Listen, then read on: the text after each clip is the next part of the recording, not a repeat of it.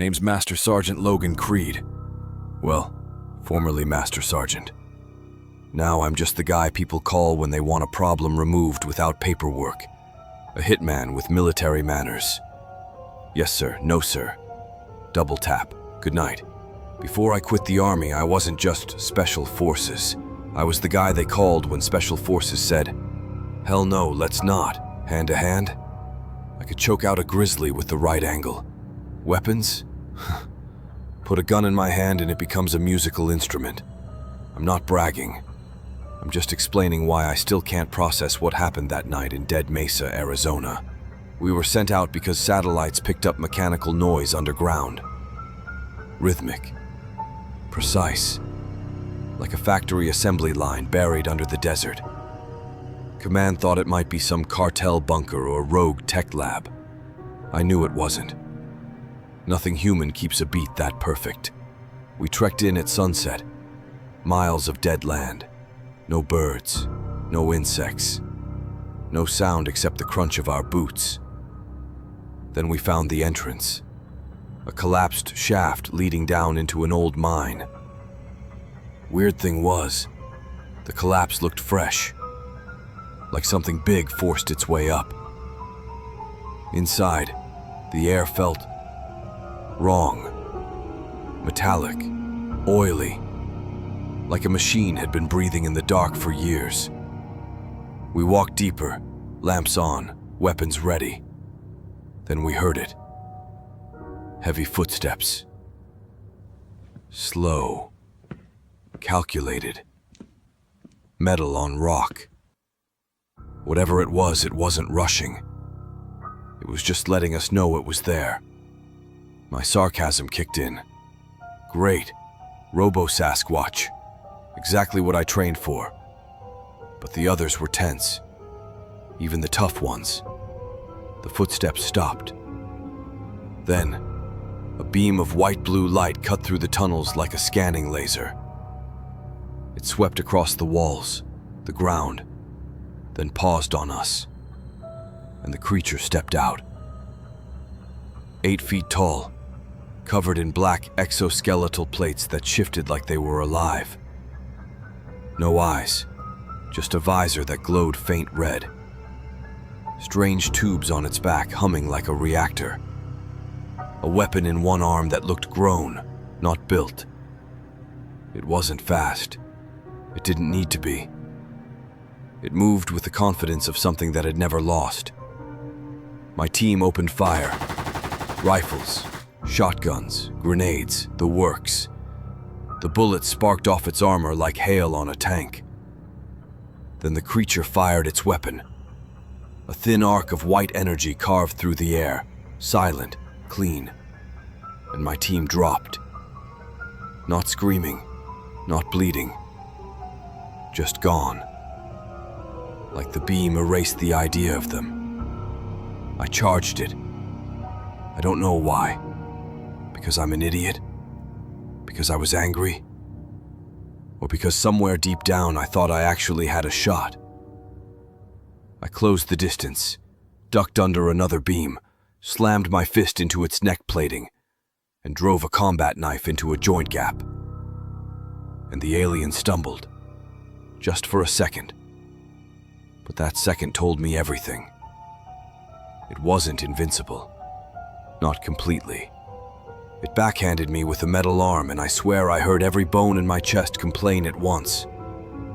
I flew across the tunnel, slammed into a wall, and the world turned into blurry static. It didn't chase me. It didn't finish me. It just stared. A red glow from its visor pulsed, like it was memorizing me. And then it walked away deeper into the mine, dragging its injured arm. I crawled out alone, barely conscious, barely alive. And when I told command, they laughed. Said it was a cave collapse and I panicked under pressure. My entire team unaccounted for. Case closed. So I left. Took my skills and turned contractor. Hitman. Cleaner. Easier than explaining why I still wake up tasting metal. But 2 weeks ago, something changed. Bodies started turning up across Arizona. Not shot, not stabbed. Cauterized. Cut into perfect sections.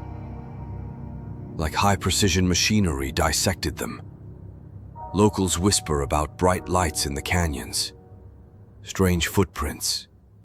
Rumbling underground. Last night on the news, a witness said she saw something tall, armored, moving like a soldier. And this morning, I found a message on my apartment door.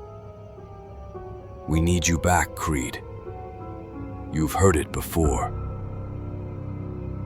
Funny thing is, they think I can kill it. But I remember that night.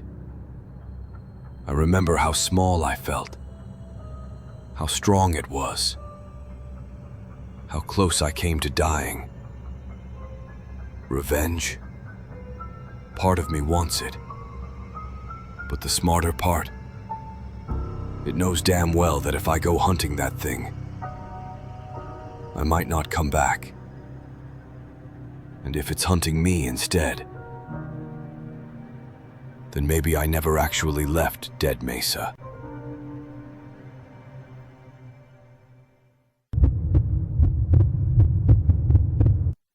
My name is Dr. Lena Harrow, civilian medical specialist attached to the Joint Special Incident Task Group. Fancy talk for, I'm the one they call when people die in weird ways and nobody wants to admit what actually happened. I'm not military, but I've patched up enough soldiers to qualify for an honorary, cuss-word-filled vocabulary. And I'm good at what I do. Top of my class, youngest forensic path consultant in the unit, once identified a killer from just a single molar and a stuck piece of gum. Basically, I'm a superhero, with a lab coat and clinical depression. But even I wasn't ready for Raven sight. 2 weeks ago, a recon team vanished inside an abandoned research facility in northern Utah. No radio, no beacon, nothing. So Command sent a retrieval squad, 4 of the best Special Forces operators, and me, the sarcastic nerd with a med bag. The place was built against a canyon wall, concrete, rusted doors, dead spotlights, smelled like wet metal and something Swedish, like rotting fruit. Corporal Reyes joked, "Doc, if something jumps out, you're bait." I told him, "Perfect. I'm rich in protein and anxiety." Inside, the air felt wrong. Too still, like the building was holding its breath. We started finding bodies from the first team within minutes. Butchered isn't the right word. Nothing was cut or torn. Everything looked peeled, like something wanted to see how humans are put together. Jesus, what could do this? I scanned a corpse with my thermal wand. No blood pooling, no sign of human tool marks. But tissue deformation suggested, and then I saw it on the wall. A smear, perfectly shaped like a hand, except with 6 fingers. I didn't tell the team. Not yet. We kept moving deeper, descending into a corridor that felt narrower than it should. I swear the walls were closer every time I blinked. Then Specialist O'Neill's comm started hissing. Not static, not interference. Whispering. Soft. Rapid. Like 6 people whispering in reverse at the same time. O'Neill froze. "Doc, it's saying my name." Before I could respond, something flickered in the dark ahead. Not a figure, not a shadow. More like a gap. A place where light refused to exist. Reyes raised his rifle. "Identify yourself!" The gap widened, stretched, almost like it was smiling. Then everything happened at once.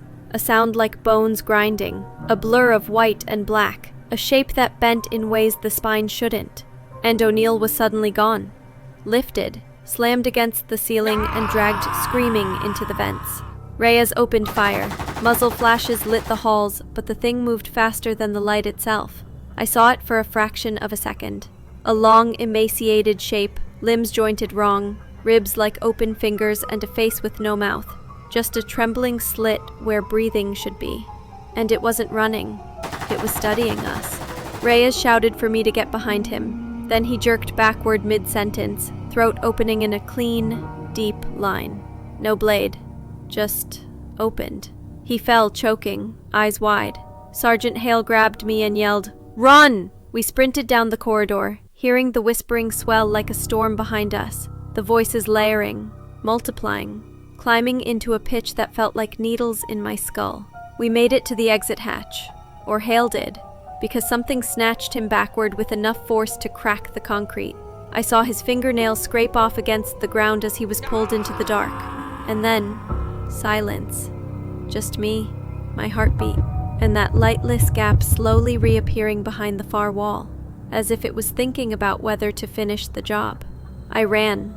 I didn't look back. I don't know if I would have survived if I did. By the time I reached the extraction point, I was hysterical, shaking, covered in blood that wasn't mine.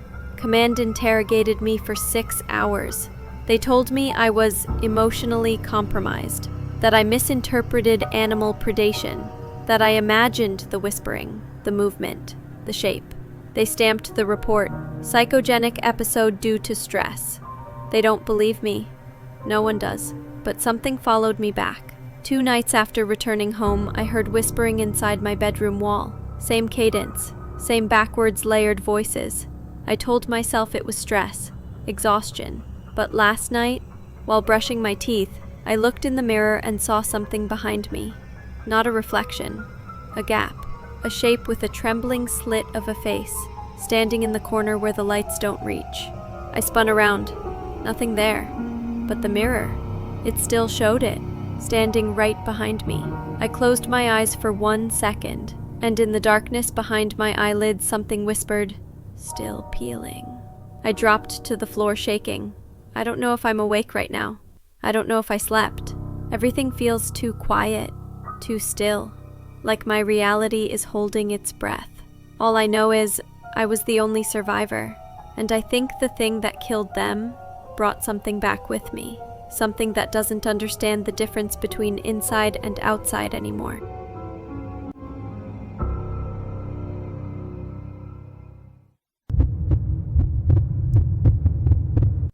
My name is Staff Sergeant Cole Mercer, 3rd Infantry Division, top of my class at Benning, expert marksman, 2 deployments, 0 panic attacks, unless you count the time a camel spider jumped on my face, but that doesn't go in the record. Point is, I don't scare easy. At least, I didn't. This happened last winter, near the Ridgeline Training Corridor in Wyoming.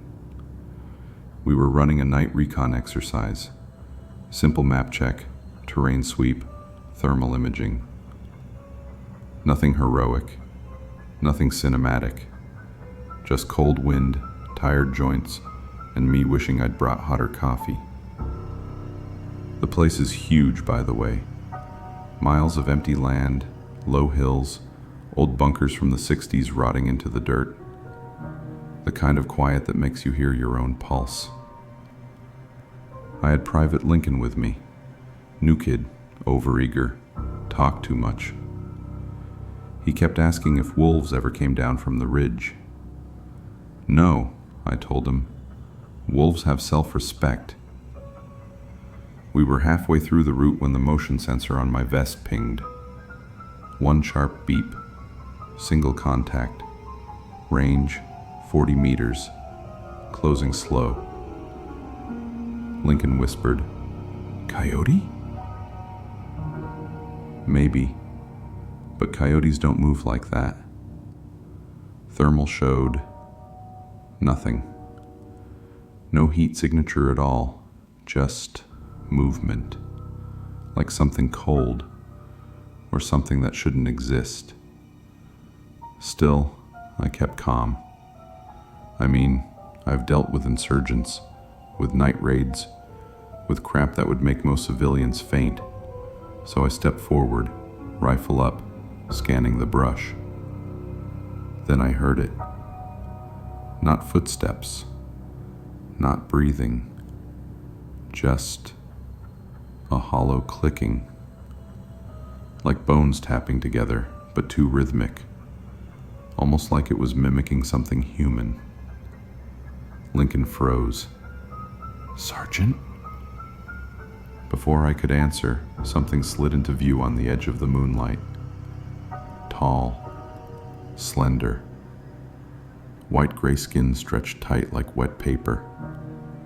Its arms too long, fingertips dragging the dirt. No eyes, just smooth indentations where eyes should be, like someone sculpted a face and gave up halfway. And the worst part, it was copying our breathing. Exactly. In perfect sync. I whispered, "Back up. Slow." Lincoln backed up and stepped on a branch. Crack! The thing snapped toward us so fast I didn't even see it move. I just saw the after of it, twisted toward us like someone broke reality between point A and B. I fired 3 round center mass. Dead hits. I know my shots. But the thing didn't react. Not flinch. Not stumble. It just tilted its head, like it was confused we weren't dead yet. Then it ran. No, ran isn't the word. It skittered, limbs bending wrong, covering 30 meters in 2 seconds, straight at Lincoln. He screamed, emptied his mag in pure panic. Useless. The thing pinned him, long fingers curled around his throat, but not squeezing, just feeling, learning. I rushed it, jammed the butt of my rifle into its ribs, and it let out a sound I will hear until I die. Not a scream, not a roar. A dozen voices at once, whispering, struggling, like the creature was made of things that tried and failed to stay human. It threw Lincoln into a snowbank and bolted toward the ridge, vanished like smoke sucked into a vent. We evac'd him. He survived, but he doesn't speak anymore. Not to anyone. Not since that night. Command called it a hostile wildlife interaction, which is Army code for we don't know what the hell that was and we're not telling anyone. I tried to move on. I tried. But here's the part I didn't tell Command. The next night, I was in my barracks room cleaning my rifle. Calm. Routine. Then my radio crackled on by itself. Static at first. Then a voice. My voice.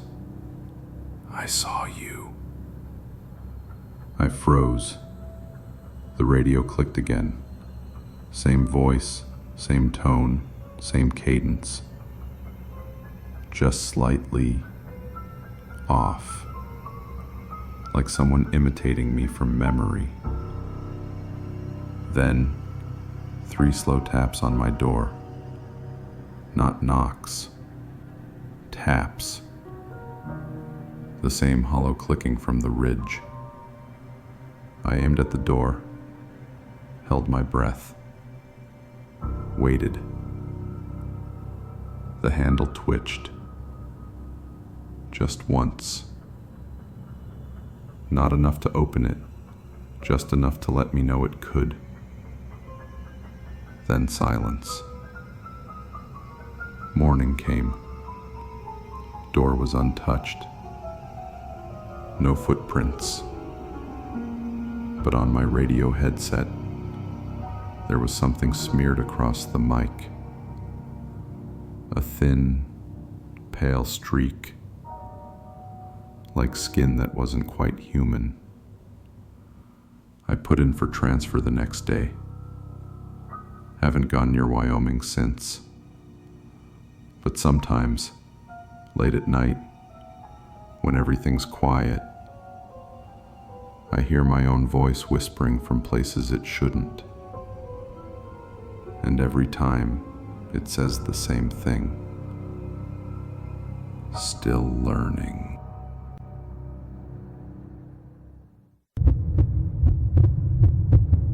I'm Sergeant Travis Boone, former U.S. Army recon scout, proud atheist, and a guy who once told a chaplain that horror movies were Toe's tax-deductible stupidity. Yeah, that guy. If something didn't bleed, breathe, or owe taxes, I didn't believe in it. But that was before St. Helena Woods, small patch of forest in northern Maine. Technically U.S. territory. Unofficially, don't ask questions, don't send tourists. People went missing there for decades. Locals said it was cursed. I laughed. Told my CO the only curse in Maine was the smell of wet pine. Then my squad got deployed to investigate unusual activity. We hiked in at dawn. Birds were loud as hell outside the tree line. But the moment we stepped in, silence. Like nature hit the mute button. Trees leaned inward. Branches twisted like they were trying to whisper to each other. I made a joke about it looking like a Tim Burton discount set. Nobody laughed. Half a mile in, we found the first symbol. Carved into bark, deep, like claws. A circle around a triangle, with runes spiraling outward. I pulled out my phone to take a picture. Screen cracked. Battery dropped to 0. Dead. Everyone else's gear? Same thing. Comms fried. GPS gone. The deeper we went, the more symbols we found. Attached to rocks, trees, even the ground. It looked like someone was drawing a map for something that didn't walk, but crawled. Then we started hearing it. Not footsteps. Breathing. Slow. Heavy. Like something big was inhaling behind the trees, following us, never stepping into sight. Corporal Hayes said it was a moose. I said if that's a moose, I'm Santa Claus. But every time we turned, the breathing stopped. We reached an abandoned ranger cabin by evening. Found scratch marks across the walls, long parallel grooves, like something tried to tear its way in. Or out. I was still joking. Sarcasm is my emotional support animal. Then Specialist Monroe screamed. We found him outside the cabin, twisted. Bones bent backward, eyes wide open like he saw something so awful his skull tried to run away. His tongue was missing, and carved into the dirt next to him, the same symbol. We tried leaving. Forest wouldn't let us. Every direction we walked, we ended up back at the cabin. North, west, south. Same loop. Like the woods were folding in on themselves. Night fell. The breathing came back. Closer. Wet. Something massive circled us outside. Never attacking. Just waiting. I should have prayed, but I didn't believe in anything. Then one by one it took them. Not loud, not messy. Just a shift in the air, a flicker in the dark, and a man would vanish. No scream, no body, no shadow, just gone, like someone erased them from the world. When it dragged Lieutenant Harris upward into the trees, I finally saw a shape. Tall, thin, elbows too long, hands like branches. A skull stretched wider than it should be. Mouth split all the way to the ears, and inside the mouth, teeth made of stone, levitating, grinding. The thing wasn't an animal. It wasn't a spirit. It was the curse itself. The forest's hunger made flesh. I ran, tripped, crawled, hit roots, rocks, probably a few ghosts, I don't know. But at sunrise, I found myself outside the woods, just spat out, like it didn't want me. I stumbled 12 miles to the nearest ranger station, collapsed, woke up in a hospital. And here's the fun part. The military report says the squad went AWOL. The forest is standard terrain. My statements are hallucinatory. 8 trained soldiers disappeared, and the official position is basically IDK, LOL. They discharged me. No honor, no ceremony. Just a soft pat on the shoulder like I'd lost my mind and should try yoga.